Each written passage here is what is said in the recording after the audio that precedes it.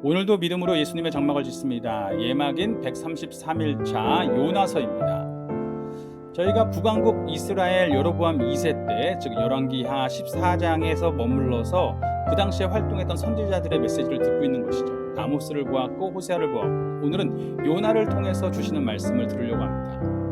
요나는 어찌 보면 아수르의 니느웨를 향한 하나님의 심판의 메시지를 전하는 것 같습니다. 그러나 요나 자신이 받은 소명은 그럴 수 있어도 요나의 이야기 전체를 통해서 주시는 메시지는 그와는 다릅니다. 다름 아니라 요나 자신에게 그로 대변되는 이스라엘 하나님의 백성들에게 주시는 메시지입니다. 이미 요나의 이야기는 너무 잘 아시죠? 흥미진진하게 읽으실 수도 있는 이야기입니다.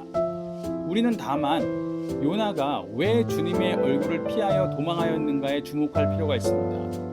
그가 왜 마지막 순간에도 니느웨를 용서하시는 하나님께 분노하였는가에 관심을 기울여야 합니다. 외향적으로는 그 이유는 요나가 니느웨 사람들이 미웠기 때문입니다. 이스라엘에게 막대한 피해를 준 아수르가 하나님의 심판으로 망해버렸으면 좋겠다 여겼기 때문이죠. 그러나 본질적으로 요나의 그런 반응은 하나님 나라에 대한 하나님이 회복하시는 하나님의 통치에 대한 이해가 달라서 나온 모습이었습니다. 하나님의 입장에서는 육체를 입고 사는 우리들 중에서 자격이 있는 사람은 아무도 없습니다. 그럼에도 하나님은 그들을 회복시키기를 원하십니다. 왜냐하면 그가 인생들을 지으셨기 때문입니다. 자녀로서 낳으셨기 때문입니다. 하나님은 인생들을 잃어버린 자녀로 여기시는 것이죠. 자격이 없고 잃어버린 자녀를 되찾을 길은 오직 부모의 사랑에서 시작되는 것입니다. 자녀는 그 사랑을 의지하여 돌아오면 될 뿐이죠. 사실 이스라엘이 하나님의 백성이 된 것도 이 같은 원리에서부터 시작되었습니다. 그들은 잃어버린 자녀를 찾으시는 주님의 은혜의 계획 속에서 특별히 부름을 받은 것일 뿐이죠. 그들은 다만 그 사랑을 받아들이고 믿고 따랐을 뿐입니다. 이스라엘이 특별히 다른 이들보다 자격이 있어서가 아니었죠. 그런데 요나와 이스라엘은 그 사실을 놓치고 있었습니다.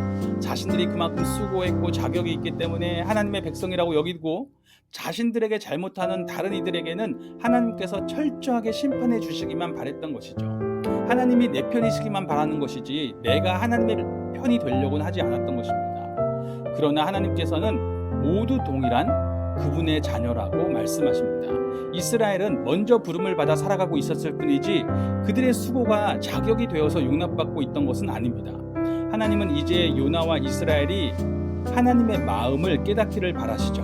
하나님의 뜻에 동참하기를 바라십니다. 모든 민족을 향한 하나님 아버지의 마음을 알아서 그들을 회복시키시는 주님의 일에 동참할 수 있기를 바라시는 것입니다.